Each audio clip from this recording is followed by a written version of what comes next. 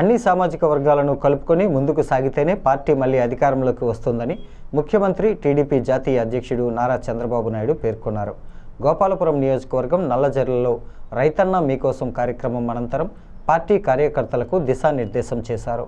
గోపాలపురం నియోజకవర్గం టీడీపీ కంచుకోటని, ఎప్పుడు ఎన్నికలు జరిగినా పార్టీ జెండాని ఎగరాలని సూచించారు. సాధారణ కార్యకర్త బిడ్డ అయిన మద్దిపాటి వెంకటరాజు పార్టీ కోసం కష్టపడ్డాడు కాబట్టే ఎమ్మెల్యే సీట్ ఇచ్చామన్నారు. కష్టపడిన ప్రతి కార్యకర్తకు న్యాయం చేస్తామని అన్నారు. వారంలో 2 రోజులు శని ఆదివారాలు కార్యకర్తల అభివృద్ధికి కృషి చేస్తామన్నారు. ఎన్నికలకు ముందు కార్యకర్తల అభిష్టంపై ముప్పిడి వెంకటేశ్వరరావును కొవ్వూరు పంపించాం కాబట్టి 2 నియోజకవర్గాల్లో విజయం సాధించగలిగామన్నారు. నిత్యం ప్రజల్లో ఉండి కష్టపడితేనే మళ్ళీ అధికారంలోకి వస్తామన్నారు. గోపాలపురం నియోజకవర్గంలో ఎంతో మార్పు వచ్చిందని, అన్ని విధాలా అభివృద్ధి చెందుతుందని, కార్యకర్తలు మంచి హుషారుగా ఉన్నారని అన్నారు. రోజు ఎమ్మెల్యేల నివేదికలు చూస్తున్నానని, గోపాలపురం ఎమ్మెల్యే మద్దిపాటి వెంకటరాజు పనితీరు బాగుందని ఆయన ప్రశంసించారు. రాష్ట్ర జలవనరుల మంత్రి నిమ్మల రామనాయుడు తదితరులు ఈ కార్యక్రమంలో పాల్గొన్నారు.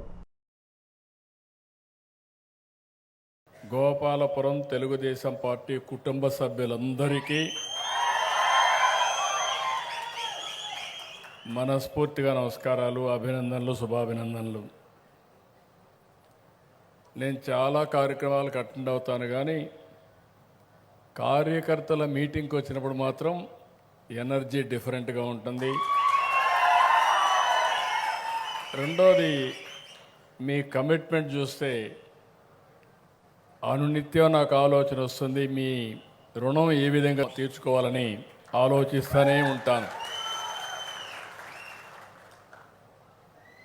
భారతదేశ చరిత్రలో మీరు చూస్తే తెలుగుదేశం పార్టీకి ఉండే కార్యకర్తలు ఏ పార్టీకి లేరు. అంకిత భావంతో పనిచేసే కార్యకర్తలుండే ఏకైక పార్టీ తెలుగుదేశం పార్టీ. 45 ఏళ్ళ నా అనుభవం, కార్యకర్త ఎప్పుడూ తప్పు చేయడు. అది నా గత అనుభవం కూడా. అనేక సందర్భాల్లో అనేక సంక్షోభాలు ఎదుర్కొన్నాం. సమర్థవంతంగా మనందరం ముందుకొచ్చాం. నేను అనేక సార్లు అనేక కార్యక్రమాలకు శ్రీకారం చుట్టాను. మొట్టమొదటిసారి గండిపేట, మంచి ఎండలు, పైన కాలుతుంది, కిందన కాలుతుంది. కొంతమంది కార్యకర్తలు అప్పుడు వచ్చేవాళ్ళు ఉండుంటారు. మంచి ఎండలో మే నెలలో శిక్షణ కార్యక్రమాలు పెట్టి కార్యకర్తలను తయారు చేసేవాళ్ళం. అదే సమయంలో ఈరోజు ఇంకా అందుబాటులోకి రావాలని మీ అందరితో చూస్తే నాకు ఫస్ట్ టైం ఈ ఎక్స్పీరియన్స్. అధికారంలోకి వచ్చినప్పుడు అప్పుడప్పుడు నేను ఎక్కువ ఏదో చేయాలని పరిగెత్తు కార్యకర్తల్ని, కుటుంబ సభ్యులను మర్చిపోయేవాడిని.